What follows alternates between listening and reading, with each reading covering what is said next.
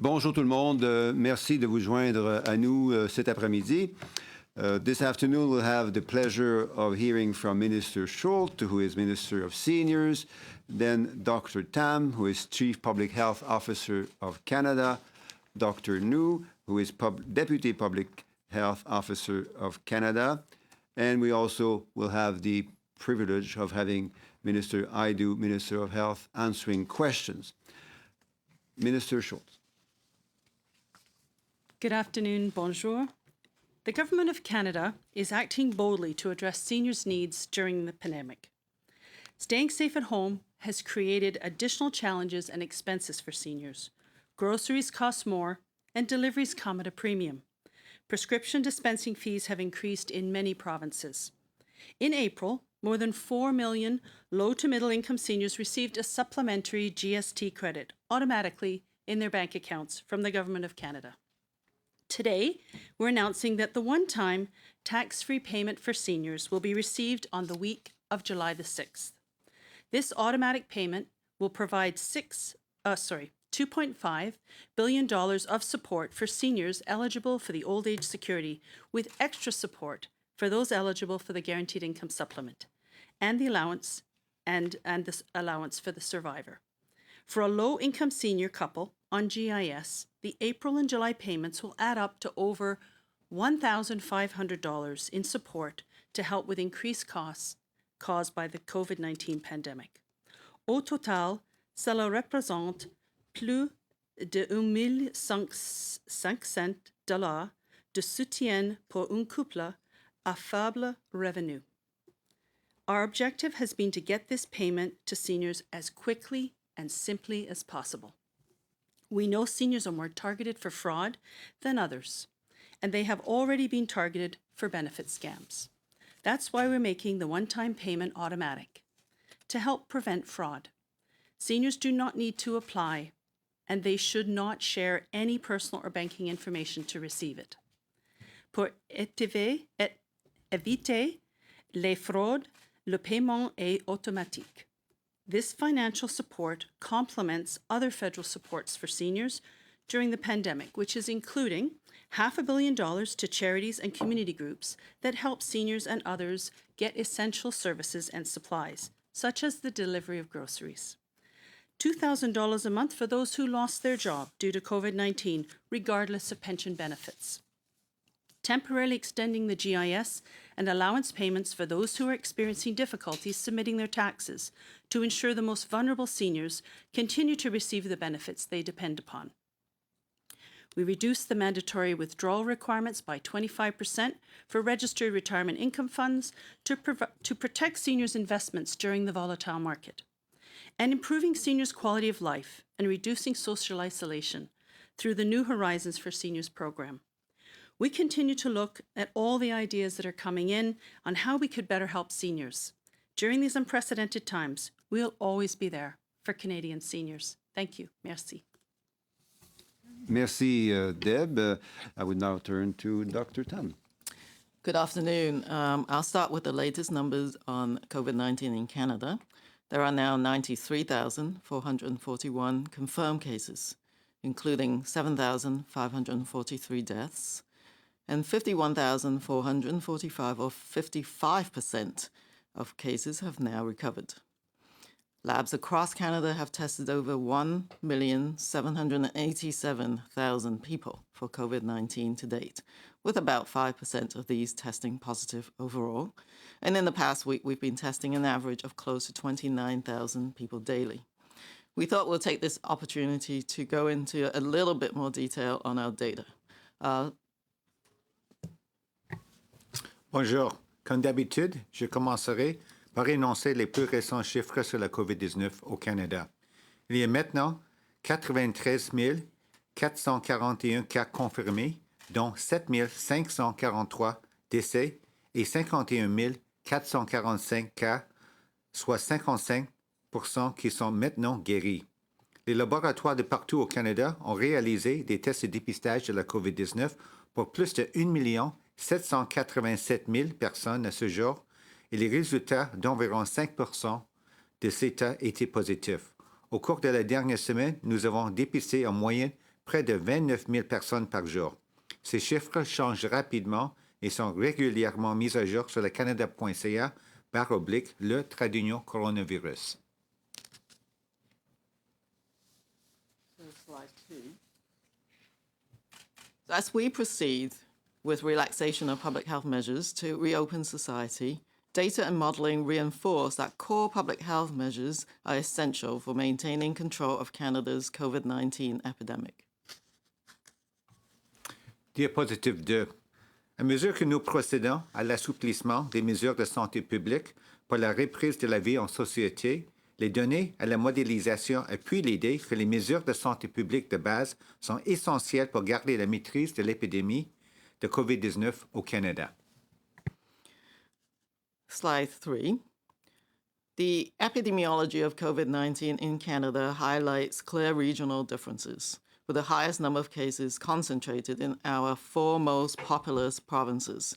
Quebec and Ontario account for the vast majority of cases overall, and community transmission hotspots persist in and around the Toronto and Montreal areas. So if you look at the box to the right, we're seeing that the proportion of confirmed cases who have died has increased to 8% on June the 2nd.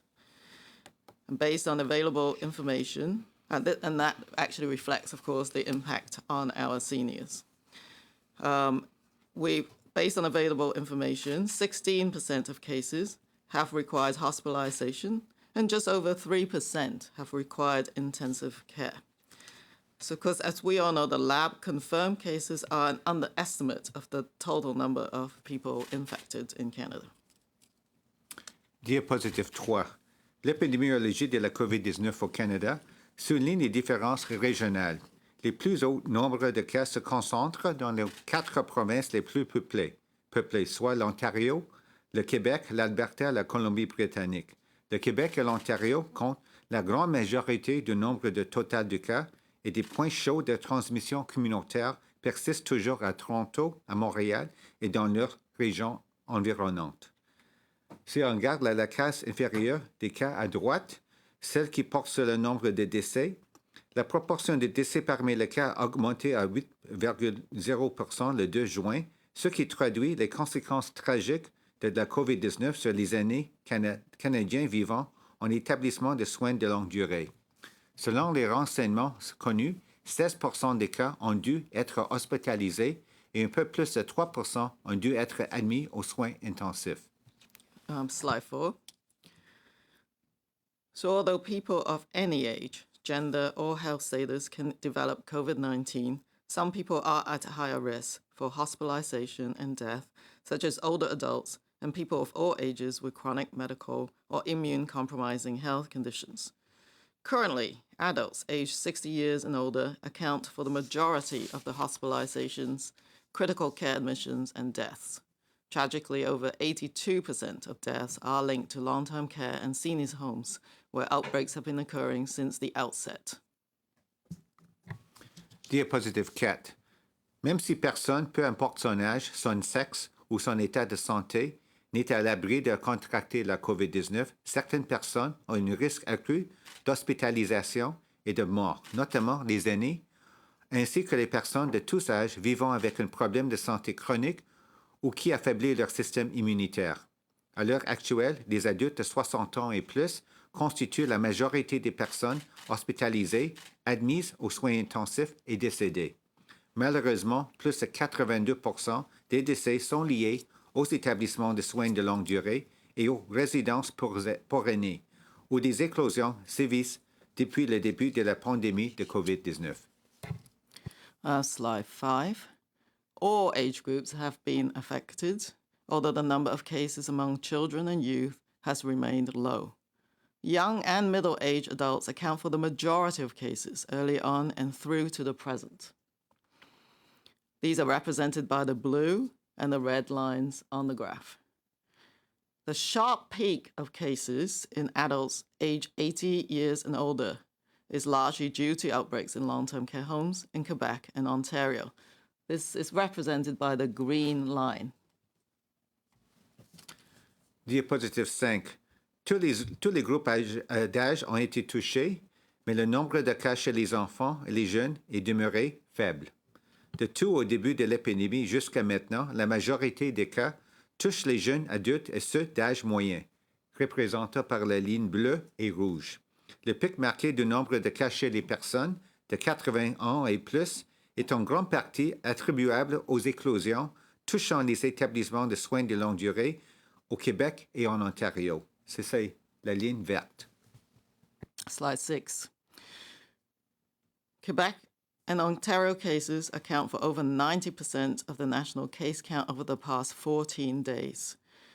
No community transmission has occurred to date in Prince Edward Island, the Northwest Territories, or the Yukon. There have been 0 cases reported today in Nunavut. So this slide demonstrates the clear that there are regional epidemics in Canada. Diapositive 6. Le Québec et l'Ontario représentent plus de 90% des cas déclarés au pays depuis les 14 derniers jours. À ce jour, il n'y a eu aucune transmission communautaire à l'île du Prince-Édouard, dans les territoires du Nord-Ouest, ni au Yukon. Le Nunavut n'a déclaré aucun cas jusqu'à maintenant. Slide 7. COVID-19 has exploited social and economic vulnerabilities and inequalities across Canadian society, taking hold in settings and among communities who experience overcrowding, lower incomes, and health disparities. Long-term care and assisted living homes have been hit the hardest, with more than 900 separate outbreaks accounting for about 18% of confirmed cases and 82% of all deaths. Outbreaks in other congregate living and work settings are also driving case counts in some provinces. These settings include acute care, daycares, correctional facilities, and workplaces, including Canada's largest outbreak linked to a meat processing plant. Diapositive 7. La COVID-19 a tiré parti de vulnérabilités et d'inégalités socio-économiques présentes dans l'ensemble de la société canadienne et s'est établi dans les milieux des collectivités caractérisées par une surpopulation, de faibles revenus et des inégalités en santé. Les établissements de soins de longue durée et les résidences pour aînés sont les milieux les plus durement touchés. Plus de 900 éclosions distinctes sont responsables de 18% des cas confirmés et malheureusement de 82% des décès. Les éclosions dans les autres lieux d'habitation et de travail collectif font aussi augmenter le nombre de cas dans certaines provinces. Ces lieux incluent les milieux de soins de courte durée, les garderies ainsi que les établissements et les lieux de travail correctionnels, et l'éclosion la plus importante au Canada est survenue dans une usine de transformation de la viande. Slide 8. So one way we monitor whether the epidemic is coming under control is to look at how many other people a single infected person can spread infection to. This is represented by a number called the RT, which stands for the effective reproduction number. Fluctuations in the RT reflect ongoing transmission in areas across the country, especially in and around Toronto and Montreal. Overall, the RT for Canada is currently below 1, but we will need to keep RT consistently below 1 for more than 3 weeks before we can be sure that our public health measures are effectively controlling the epidemic. Diapositive 8. L'une des façons pour nous de mesurer le degré de maîtrise de l'épidémie est d'examiner le nombre de personnes qu'une seule personne infectée peut contaminer, un concept appelé taux de reproduction réel ou RT. Les fluctuations de RT traduisent la transmission en cours dans les différentes régions du pays, en particulier dans les villes Toronto et Montréal, ainsi que dans les régions environnantes. De façon générale, le RT canadien est actuellement inférieur à 1, mais avant d'avoir la certitude que nos mesures de santé publique assurent la maîtrise efficace de l'épidémie, nous devrons maintenir une RT de moins de 1 de façon constante pendant plus de 3 semaines. Slide 9. So based on updated case data, this short-term forecasting shows predicted cases and deaths due to COVID-19 out to June 15th. On the left, the predicted number of cases could be in the range of 98,000 to 107,500 by June 15th. On the right, the predicted number of deaths could be in the range of 7,700 to 9,400 by June 15th. Diapositive 9. Selon les données canadiennes réelles actualisées, cette prévision à court terme indique les cas et les décès prévisibles dus à COVID-19 jusqu'au 15 juin. Sur la gauche, le nombre de cas prévus pourrait se situer entre 98 000 et 107 500 d'ici le 15 juin. Sur la droite, le nombre de décès prévus pourrait se situer entre 7 700 et 9 400 d'ici le 15 juin. Slide 10. So models provide a prediction of what could happen under different scenarios, allowing us to drive our public health action towards a best possible outcome. We continue to use models on an ongoing basis to help us identify which combinations of public health measures applied with what intensity are most likely to reinforce epidemic control. Diapositive 10.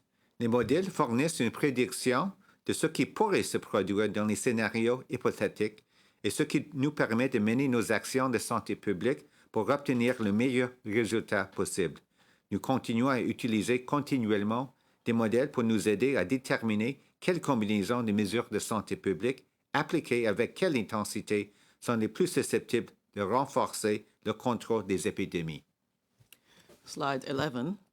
Some of you may have seen this graph before, but it illustrates the potential impact of public health measures on the size and duration of the epidemic under three possible scenarios. So we have been aiming for that smaller green curve, which represents the best case scenario, where each infected person only transmits to less than one other person on average. Diapositive 11. Ce graphique illustre les répercussions potentielles des mesures de santé publique sur la taille et la durée de l'épidémie selon trois scénarios possibles utilisés pour la planification. Nous visons la courbe verte plus petite qui représente le meilleur scénario où chaque personne infectée transmet l'infection en moyenne à moins d'une autre personne. Slide 12. Without a vaccine or treatments, public health measures remain essential to control the epidemic. If we're loosening distancing, this must be accompanied by enhancements to other public health measures, including case detection, contact tracing, and quarantine, to prevent new introductions and to identify and control any new transmission chains. These models all tell us that if we relax too much or too soon, the epidemic will most likely rebound with explosive growth as a distinct possibility. Diapositive 12. Sans vaccin ni traitement, les mesures de santé publique restent essentielles pour contrôler l'épidémie.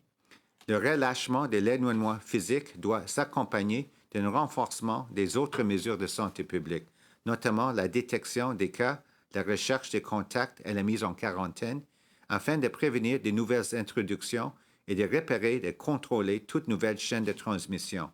Ces modèles nous indiquent tout ce que si nous ne les assouplissons pas suffisamment ou trop tôt, l'épidémie risque fort de rebondir et de connaître une montée en flèche.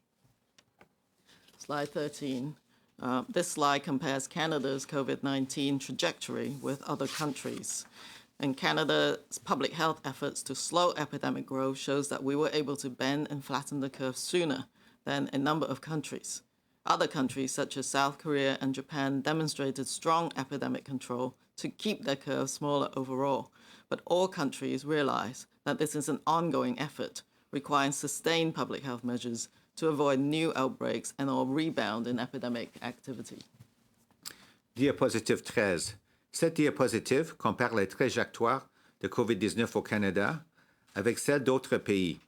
Les efforts déployés par le Canada en matière de santé publique pour ralentir la croissance de l'épidémie montrent que nous avons pu aplatir la courbe plus rapidement que plusieurs autres pays.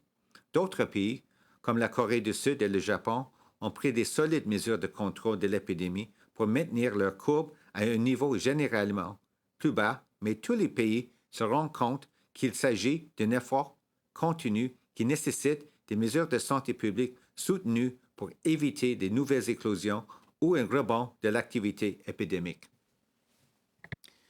Slide 14. Canada has made significant progress to bring the epidemic under control, thanks to the commitment of Canadians who are following public health advice to protect themselves and others.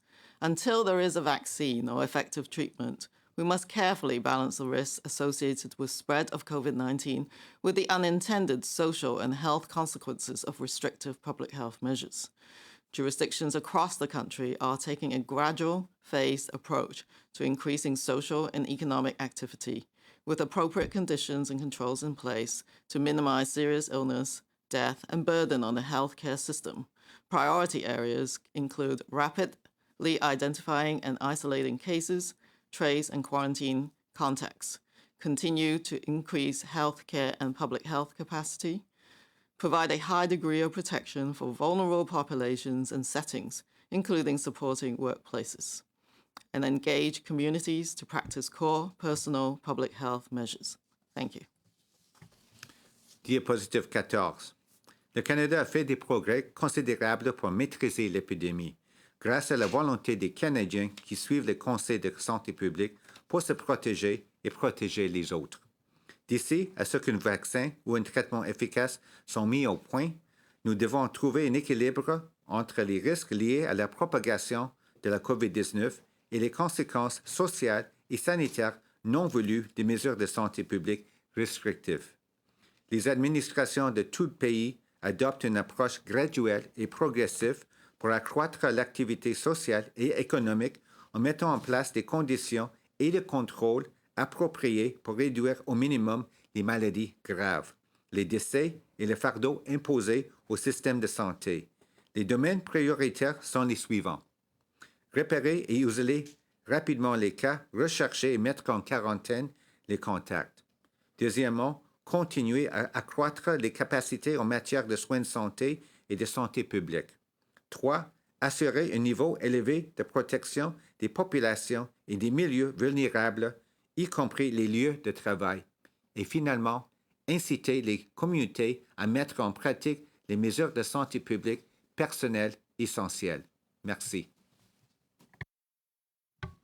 Merci beaucoup, Dr. Tam et Dr. Nou. Donc, de bonnes nouvelles cet après-midi. La première, c'est que la situation s'améliore partout au Canada, mais il faut être prudent. Il faut que nos efforts continuent pour maintenir les progrès que nous avons faits au cours des dernières semaines. Autre bonne nouvelle, c'est l'aide pour les aînés qui ont bâti notre pays, qui sont mes parents, nos grands-parents, dans la situation difficile à la fois d'un point de vue sanitaire et économique que ces aînés vivent.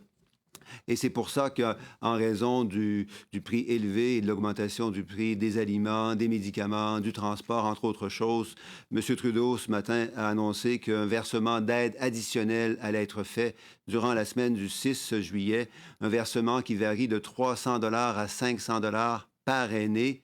Ce versement s'ajoute au versement du crédit de la TPS qui a été fait le 9 avril dernier à 60 % des aînés, ce qui fait en sorte que pour les aînés qui habitent seuls, l'aide totale varie de 300 à 900 $. Pour les aînés qui habitent en couple, l'aide totale varie de 600 à 1500 $ et les deux montants maximum, 900 pour les aînés seuls et 1500 pour les aînés en couple, ce sont des montants que environ le tiers des aînés vont recevoir.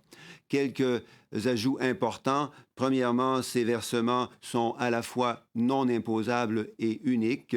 Non imposables, donc, ce qui permet aux aînés de savoir qu'ils vont pouvoir garder l'entièreté de cette aide dans leur poche, et unique parce qu'ils n'auront pas besoin d'attendre pour recevoir ces paiements. Deuxième chose, ces paiements sont automatiques. Pas besoin de faire de demande pour le versement, ce qui va réduire certainement les opportunités de fraude qui pourraient se produire autrement. Troisièmement, 98 % des aînés vont recevoir ces versements par dépôt direct, ce qui va amener à nouveau un versement rapide, ce qui va finalement permettre aux aînés de passer plus facilement et plus rapidement à travers cette crise difficile. Alors là-dessus, nous serions très heureux de prendre vos questions. Thank you, Minister. So as usual, we're going to start with 3 questions on the phone, 1 question, 1 follow-up before we turn to the room. Operator, over to you. Thank you. Merci. Our first question, notre première question nous vient de Philippe Vincent Foisy avec Radio-Canada. Please go ahead. À vous la parole. Oui, bonjour à vous tous. J'ai une question qui va être pour M. Nou et M. Duclos. Si jamais vous voulez répondre du point de vue politique, je serai tout oui. M. Nou, à quel point ce serait important d'avoir des données sur les cas de COVID-19, mais des données ethnoculturelles, qu'on puisse savoir quelle communauté est touchée, que ce soit des communautés autochtones, que ce soit des communautés racisées. Est-ce que ça, ce serait important d'avoir ces données-là? Parce qu'il y en a plusieurs qui les demandent, là. Merci pour la question. Oui, on sait en effet que c'est très important d'avoir les données le plus complètes possible. Actuellement, on a déjà les rapports aussi des situations, des événements, des éclosions qui se sont passés aux endroits, aux établissements avec des populations vulnérables. Par exemple, les établissements pour les personnes sans abri. C'est sûr que le COVID-19 a vraiment touché, à part des années dans des établissements de soins de longue durée, aussi des autres populations vulnérables. Et je veux dire que c'est vraiment une réflexion des inégalités dans notre société. La pauvreté, les accommodations, les maisons surpeuplées, on peut dire. C'est tous... Tout contribue à une risque augmenté pour certaines populations. On est en train d'avoir des discussions, comme dit, très actives avec nos homologues de santé publique dans les provinces et territoires. Et tout le monde est sur la même page. C'est très important, mais il y a toujours des enjeux à discuter pour opérationnaliser ce qu'on veut faire en total pour tout le Canada. Merci. Rapidement, parce que Dr. Nou a dit à peu près tout ce que je pensais être utile. Oui, les données ethnoculturelles et de manière encore plus générale, les données socio-économiques sur une base désagrégée. Je crois que les agences de santé publique à travers les provinces ont déjà commencé à donner ce genre d'informations. Ce sont elles qui les reçoivent en premier. Mais de manière plus générale, il est clair que les données sérologiques qui vont être générées assez prochainement, qui vont pouvoir évaluer non seulement qui a été testé positif, mais qui a effectivement eu la COVID-19, parce qu'il y a une différence entre ceux qui ont été testés et ceux qui ont réellement subi la COVID-19. Donc, ces données vont être disponibles à travers le temps. Les agences fédérales travaillent très fort avec les agences fédérales pour y arriver. Et 2 enseignements vont être tirés de ces données. Le premier enseignement, c'est un enseignement qu'on connaît déjà et qu'on connaissait déjà avant la crise, c'est que les populations vulnérables, pauvres, isolées, craintives parfois, ce sont des populations qui sont trop souvent laissées à elles-mêmes. Et dans un contexte de santé publique, c'est non seulement mauvais pour ces gens-là, mais c'est aussi mauvais pour la communauté.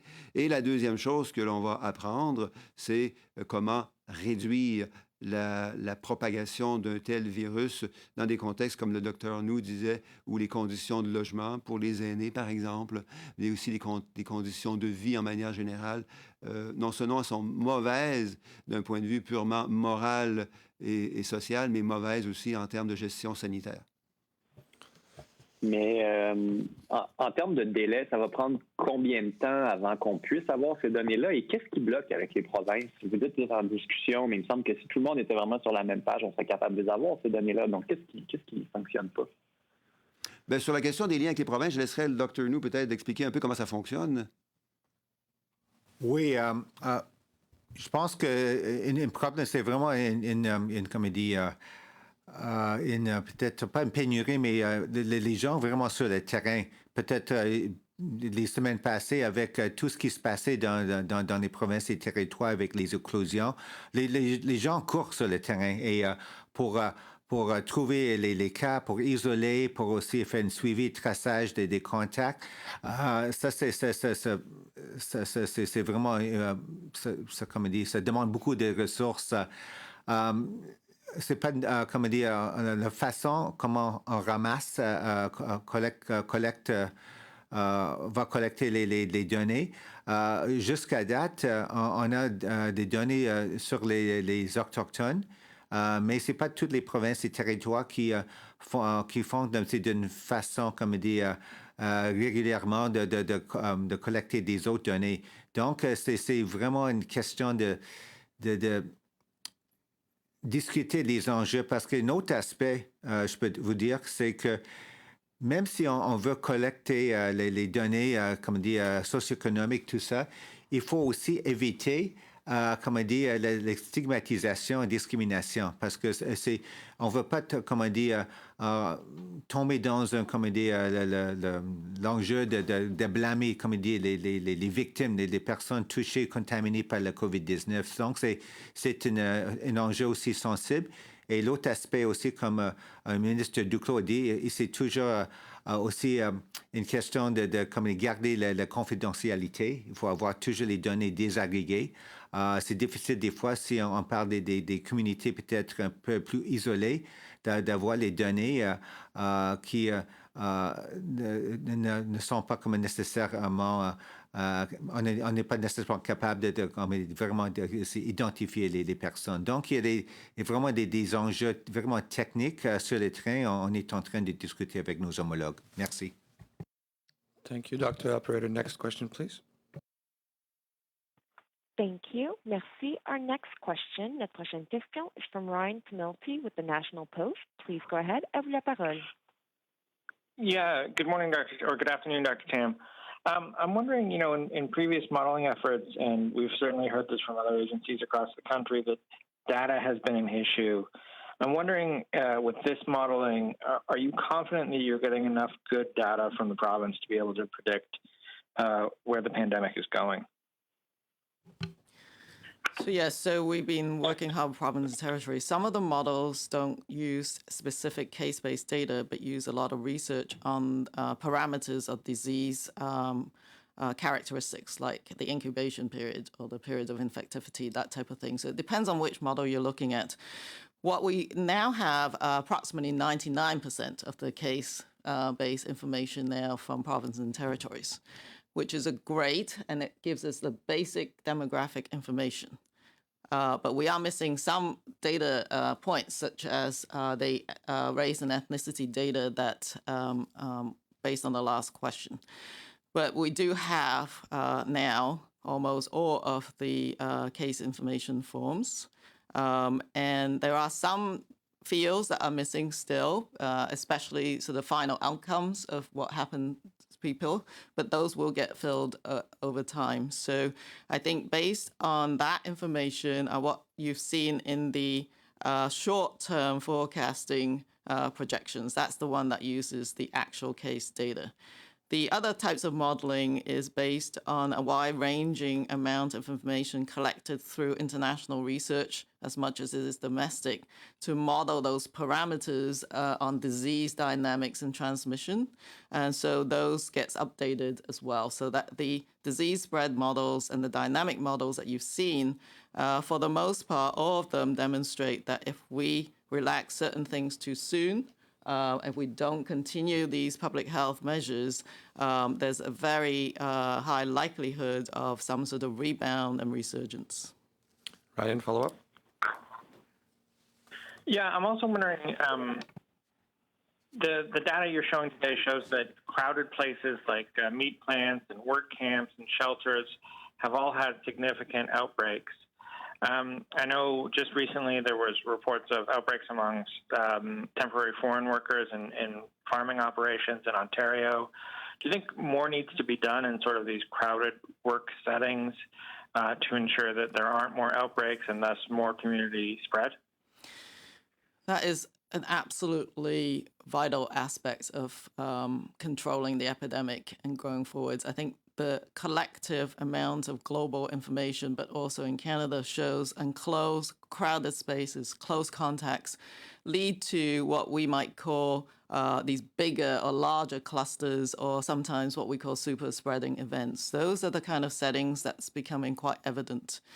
So as Canada experienced some of these outbreaks, a lot has been learned. So we've, as the Chief Medical Officer of Health shared the information in the Special Advisory Committee, we've been really focusing on learning what kind of protocols and processes need to be put in place, particularly infection prevention control in certain settings in the workplaces, such as the meat packing plants. But not only that, is that more actual analysis of the social connects beyond just the workplace, but the crowded living conditions, perhaps of the workers, and their linkage then to the wider community is another area that we've learned about. So it's not just the workplace, but the transportation between someone's home and the workplace, but also the homes themselves if they're in crowded conditions. And so in order to address that, it takes a complex set of programs and policies, some of which you've actually heard about. Long-term care, absolutely. That is, knowing everything that we know. Protecting a resurgence means absolutely escalating best practices in all of those settings. We've also been working with Correctional Services Canada and provinces and territories to ensure that the infection control protocols for prevention, but also what to do rapidly if they detect a case in correctional facilities. There's now protocols in place to rapidly test and then manage those outbreaks. So it's in every single one of these settings. And of course, the Minister of Health may want to comment, but we're working quite closely now with other government departments on looking at what more we can do to support temporary foreign workers as well. Yeah, absolutely. I think, as Dr. Tam said, there's, no secret that the crowded conditions that people live in are driving these outbreaks. And so I've already spoken with my colleague, Minister Qualtrough, about what more we can do to ensure that temporary foreign workers have appropriate accommodations. We've seen outbreaks now in BC and most recently in Ontario. And we know that these workers are critical to our agricultural sector, but we also know that their health is critical to the health of Canadians that live in and amongst them, and as well their own health, which, by the way, they're often far away from their own home. And so we've already tragically lost a temporary foreign worker in this most recent outbreak. And so we will be working together to make sure that temporary foreign workers are protected, and so are the communities in which they are living. Merci, Madame la Ministre Opérateur. Prochaine question, s'il vous plaît. Thank you. Merci. Our next question, notre prochaine question is from Catherine Lévesque avec la presse canadienne. Please go ahead. À vous la parole. Oui, bonjour tout le monde. Mes questions sont pour Dr. New sur la modélisation. Tout d'abord, sur les décès, donc les chiffres que vous avancez d'ici au 15 juin, c'est entre 7 700 et 9 400, je crois. Or, aujourd'hui, on est le 4 juin, on est presque à ce 7 700. Donc, je me demandais, est-ce qu'on est dans les scénarios prévus ou est-ce qu'avec les mesures de relâchement qu'on a vues dans les derniers jours, justement, ce chiffre augmente peut-être plus rapidement que prévu? Merci pour la question. Oui, c'est toujours difficile avec les modèles parce qu'on a déjà constaté plusieurs fois, c'est pas une boule de cristal. Donc, on utilise des données, qu'est-ce qui passe actuellement dans les établissements de soins de longue durée, parce que c'est vraiment là où c'est vraiment l'endroit où c'est l'endroit le plus important pour les décès au Canada. Une autre chose aussi, c'est maintenant avec qu'est-ce qu'on fait en Ontario et au Québec, aussi avec les forces canadiennes, je pense qu'à améliorer la situation. Ils sont encore là pour aider les autorités sanitaires aussi, les travailleurs dans les deux provinces. Et c'est difficile maintenant parce que les décès, on a maintenant c'est vraiment le résultat avec qu'est-ce qui s'est passé avec l'exposition et avec les mesures de prévention et contrôle des infections comme, il y a comme 2-3 semaines. Donc, avec qu'est-ce qui se passe maintenant, actuellement, on va voir les résultats.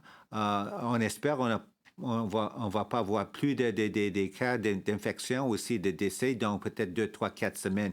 Donc, on voit avec la gamme, on estime peut-être entre 7 700 et aussi 9 400 décès. Et pour l'instant, on est entre les deux limites. Catherine, en suivi? Merci. Et oui, et ma question suivie, c'est sur en fait, à la page 12 de votre présentation, vous avez 2 graphiques. Donc, un graphique qui démontre la courbe actuelle qui est descendante et l'autre graphique, en fait, où on voit une flambée de cas au mois d'octobre, donc cet automne. Je me demandais qu'est-ce qui pourrait provoquer cette flambée de cas à l'automne et est-ce que vous pensez qu'on se dirige vers ce scénario-là? OK, merci pour la question. Oui, c'est pas pour faire peur à toute la population, mais c'est vraiment, qu'est-ce qu'on fait comme tous les Canadiens et Canadiennes à travers le pays? Parce que maintenant, on a réussi, tout le monde a bien fait pour, comment dire, aplatir la courbe. Mais maintenant, c'est peut-être le défi, c'est parce qu'avec l'été, avec le beau temps, tout le monde sort de la maison. Et c'est difficile de peut-être toujours pratiquer toutes les bonnes mesures de santé publique. On a souligné plusieurs fois, il faut toujours, comme dire, respecter, garder la distanciation physique, toujours les bonnes habitudes comme se laver les mains fréquemment.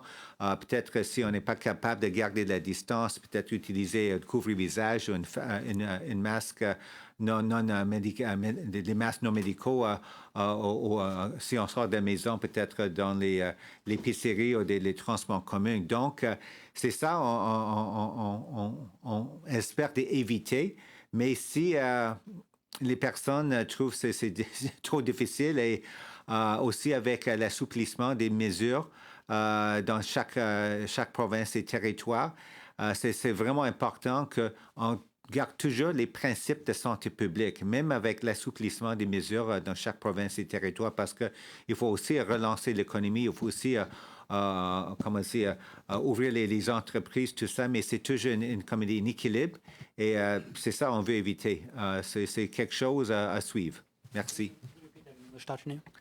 About just slide 12 and the differences between Oh, slide 12, yes. Looking at slide 12 in terms of what happens between now and the fall, at the end of the day, it all depends on what Canadians do across the country because, with the nice weather, with the summer coming, people going out, it's sometimes more difficult to remember that you have to remember, to keep practicing all those important public health measures, keeping a physical distancing where appropriate or where you can of 2 meters. If it's not possible, wearing a face covering or non-medical mask. Also, frequently washing your hands. All those things that we've repeated many times. And if we do that as a country, then I think we're in a good shape and not going to have this, resurgence of cases in the fall. But if we don't as a country, then that's what might happen. And of course, the challenge, of course, as well, is that as we try to, like you say, restart the economy, as businesses start to open up, as provinces and territories start to, as you say, relax certain measures, we all need to keep a careful eye in terms of what happens over the coming weeks and months. So hopefully we don't get into the situation in the fall. Merci, docteur. On va maintenant passer aux questions dans la salle. Mackenzie? Mackenzie Gray from CTV. Dr. Tam, my first question's for you, and I'll have a question for Ms. Haidu as well on this. You mentioned in your presentation that largely the cases right now that are coming up are in Toronto, GTA, and Montreal. If that's the case, is it fair to say that we've essentially flattened the curve outside of those 2 hotspot areas? And in that same vein, Ms. Haidu, in Ottawa, the Mayor Jim Watson saying, look, we're under the same provincial restrictions as Toronto is, despite the fact that we're nowhere near as bad in terms of the number of cases as Toronto is right now. So should provinces, in particular Ontario and Quebec, have regional reopenings to let cities such as Ottawa, as an example, get back to business because the situation isn't as bad here? So in the data that we've shown, and for example, the effective reproduction number, that's the composite for Canada, but we know that it's actually quite different across the country, and those epidemic curves are extremely different between PEI, BC, and Ontario. But I think it is important to sort of drill down in terms of looking at particularly these very big provinces with very different sets of circumstances in the local public health unit. So we've structured guidance and are looking at safe reopening. But I do think that it depends on local data and as to how they want to manage that. And as you can imagine, the density of Toronto, the population, and what activities are undertaken there is quite different from other areas of the province. So I think local public health and working together with provinces will take that into account. I mean, one example is I think as Quebec is carefully opening up certain aspects of society, including schools, they've taken into account the Montreal situation and sort of slowing some of those approaches while looking outside of Montreal and see what they can do to, have a more balanced approach, if you like, in managing this epidemic. I think Dr. Tams covered the sort of science behind it very well. And I would just say one other thing, coming from a small area, Thunder Bay, Ontario, with lots of small communities, it doesn't take very long for an outbreak to really gain some steam. If we look at, for example, outbreaks in mining camps in my region, which then drove a small cluster of infections in an Indigenous community nearby. And so I think those are the kinds of considerations that have to be made at the local public health unit, balancing the capacity to manage any particular local outbreak and understanding really well what's driving transmission in that, or what has the potential to drive transmission in that region. Because for some of those smaller hospitals and the many communities I represent, a surge could be very difficult to manage in that sense. And so I have weekly calls with my own public health officer and the head of the Thunder Bay Regional Health Sciences Center, so that I understand what's happening from a district level. And I think that's been very helpful for me to understand both the importance of having some regional control, but also the fragility of some of the areas depending on what their health resources are. Dr. Tam, one of the things that was not in this presentation of the modeling that you gave that has been in the previous ones was the long-term death and infection rate that you have put forward before. From what I was able to kind of understand, and correct me if I'm wrong, we're in the green zone that we spoke about before of the chart where we had the only small bump, where we seem to have flattened the curve, broadly speaking. If we look back at the previous things you've done, that put our death rate over the total pandemic between 11,000 and 44,000. So two questions for you on this. Why did we not have the long-term death and hospitalization rate and those things that we had in the previous things? And is it fair to say that the numbers are similar to what we were looking at before, and the 44,000 range is the high end? Yeah, so again, those were scenarios for planning purposes, planning for the worst case, or we were essentially striving for the best case.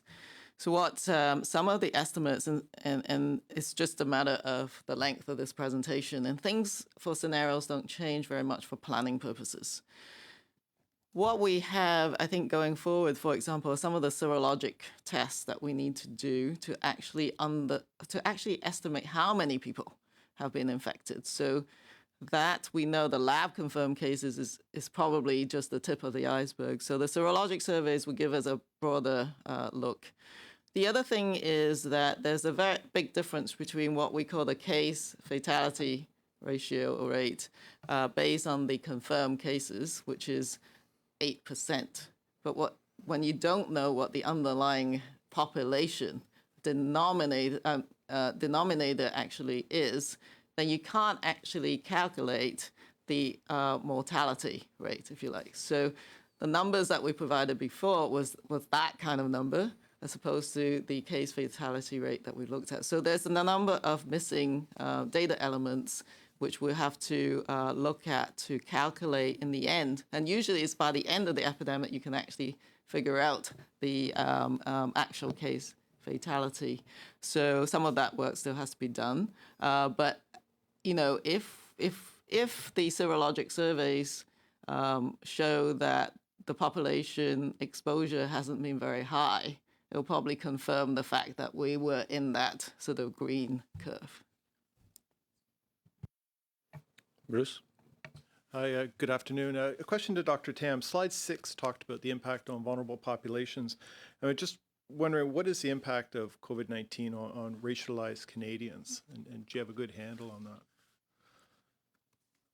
So I think this is important to outline that some of these outbreaks do tell us something about racialized populations experiencing health inequities. So even without some of the information on every case, the outbreaks themselves, when we looked at them, points to the fact that a lot of the workers who support long-term care, who work at some of the workplaces, like the meat packing plants, are in those populations who are in the lower socioeconomic spectrum. They have more crowded housing, and they are in some of the racialized populations. So from these outbreaks, already we can tell that there's a disproportionate impact, and hence some of the policies that needs to be in place to support them. For long-term care, for example, we know that personal support workers have been severely impacted, and some of them have passed away as a result. There's a few deaths amongst the health workers, and it's evident that it's this group that is being more severely impacted. So some of the work conditions is a complex mix of health inequities, as well as the actual crowdedness of the work setting or the housing. We also do have the Canadian Institute for Health Research supporting some research in this area. So we need to also look at the data coming out of those research studies. So it's not just case reporting, but actual more in-depth research that have been funded at the moment.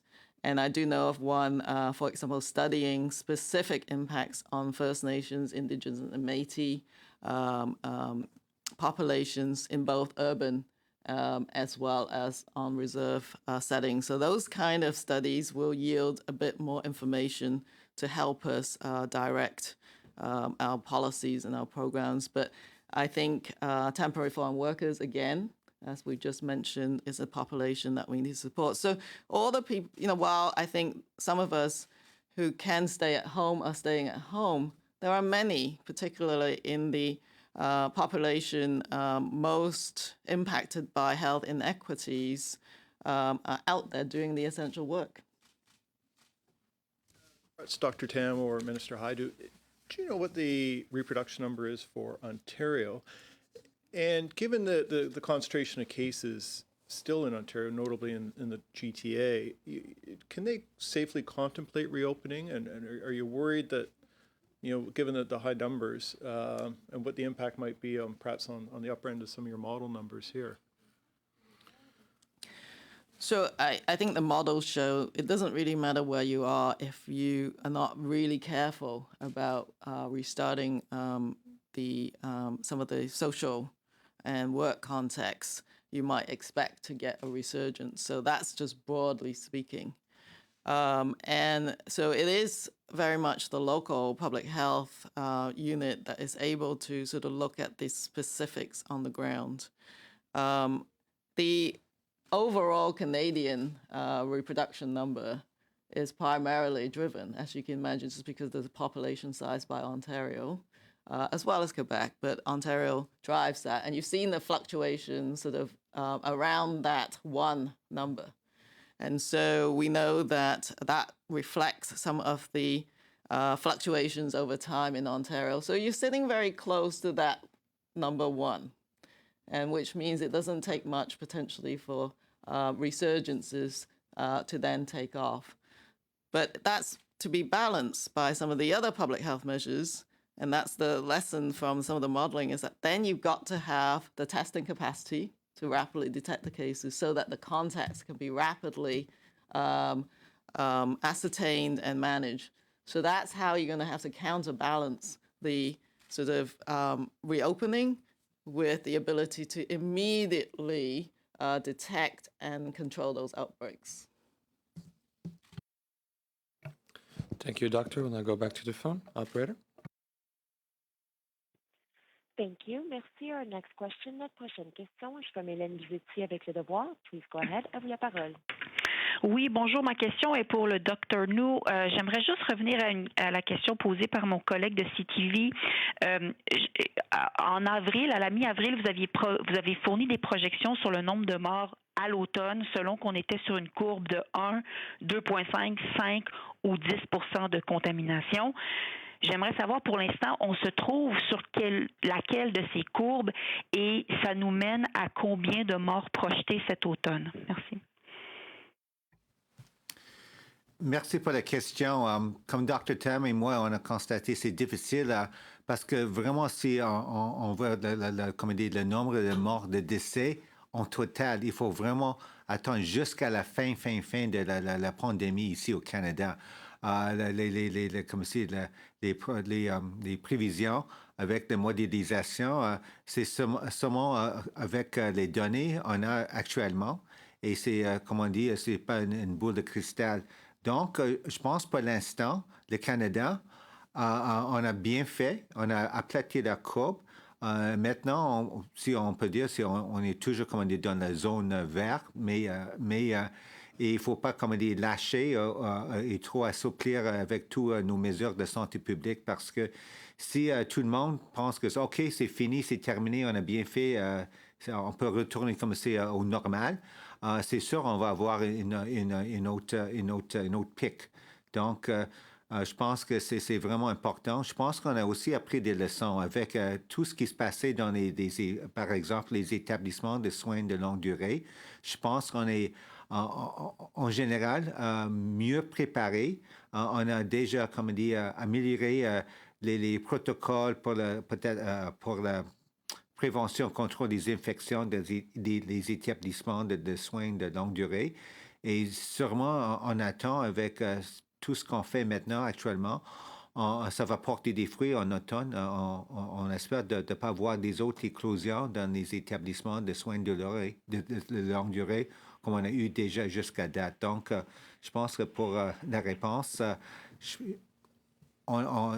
si je suis optimiste, je peux vous dire que oui, on attend peut-être pas un si grand nombre de décès parce que avec toutes les leçons apprises, on espère de mieux faire, pas seulement pour des établissements de soins de durée, mais aussi, comme Dr. Tam a dit, dans tous les autres, comme dit, contextes et des autres situations, comme aussi avec les travailleurs étrangers, temporaires d'étrangers, aussi pour protéger les populations comme ça. Donc, je pense que si avec tout le Canada, on continue avec nos efforts, on peut peut-être entendre pas une pique en automne. Merci.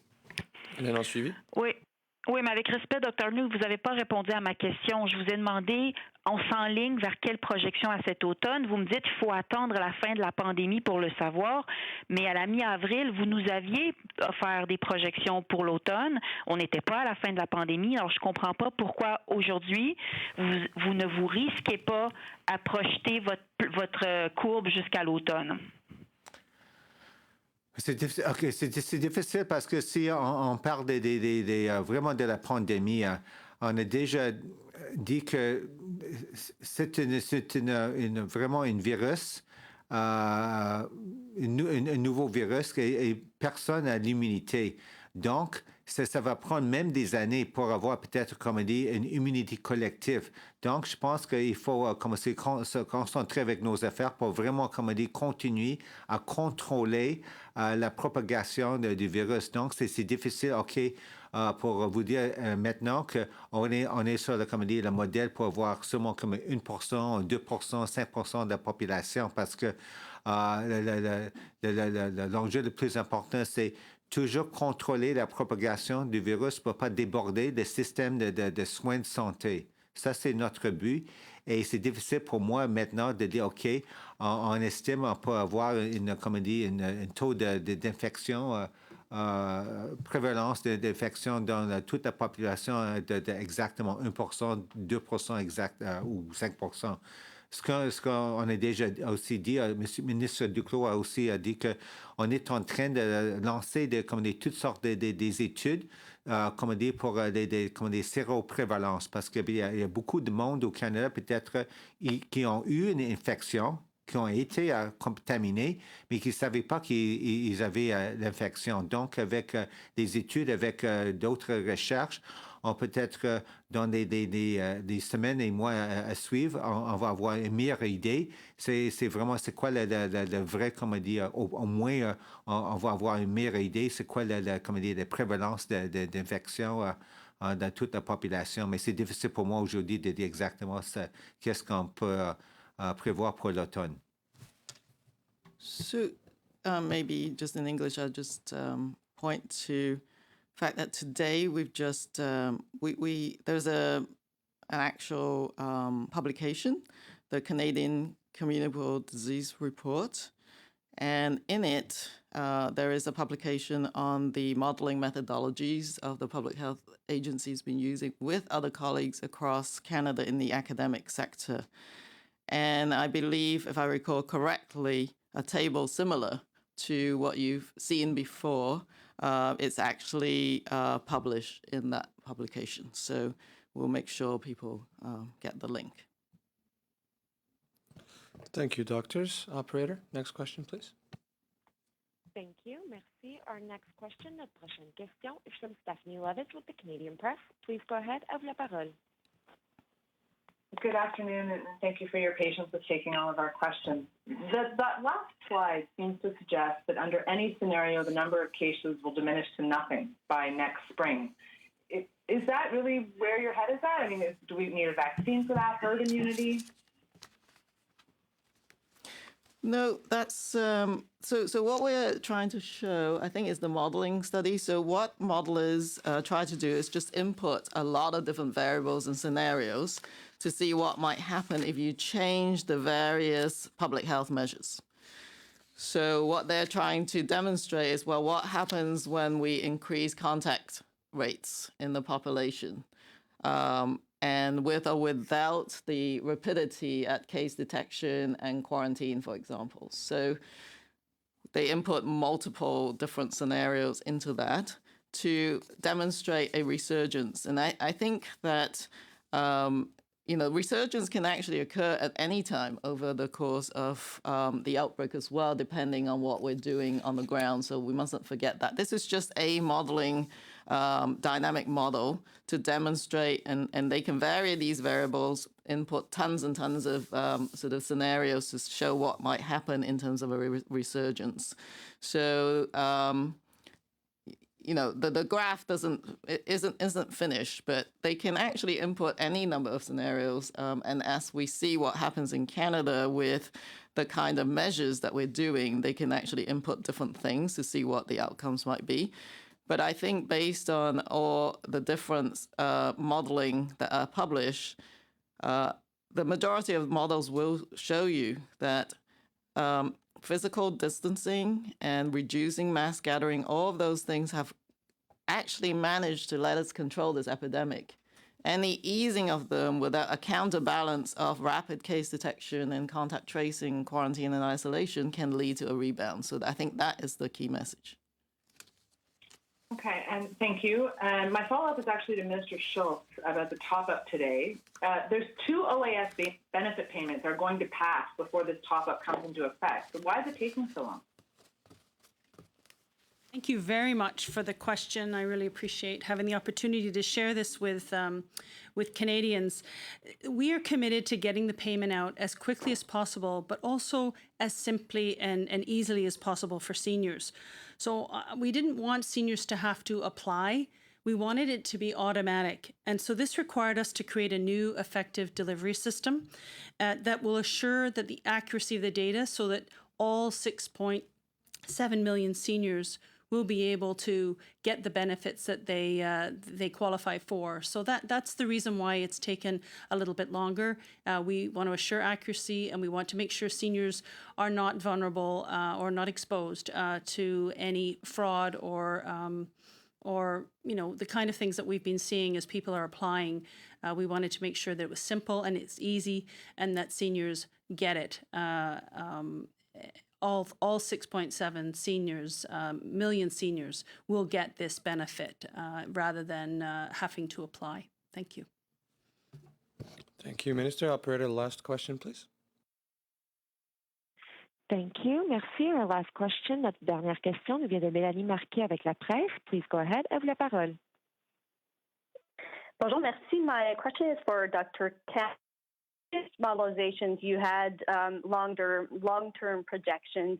You had information about what would happen within the population with a 2%, 5%, 10% infection rate. And we don't have this data anymore. Why are you now hiding what you were actually giving out as information in today's report? Yes, so those were planning assumptions, and the different, so the red, green, and blue, I think, curves. We can certainly provide that table again, but those would not have shifted. They are planning scenarios.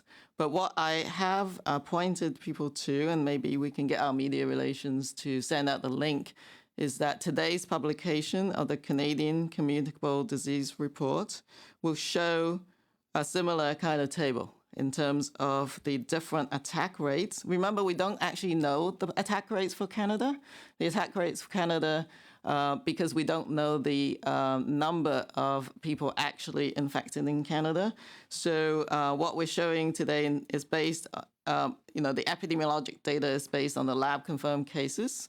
And serologic and other studies will eventually tell us the percentage of the population of Canada that is actually infected, or at least give us some estimates of that.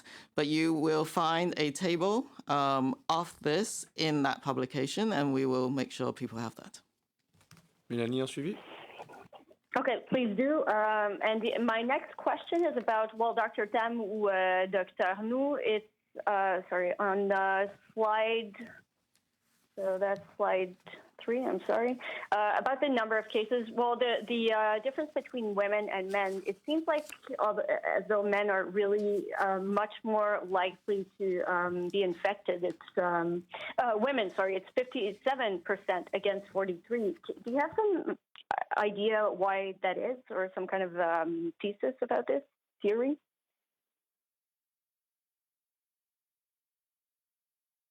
So this is Teresa Tam. So there are certainly hypotheses, but I think further data needs to be analyzed. But some of it might actually reflect some of the the workers that have been affected as well.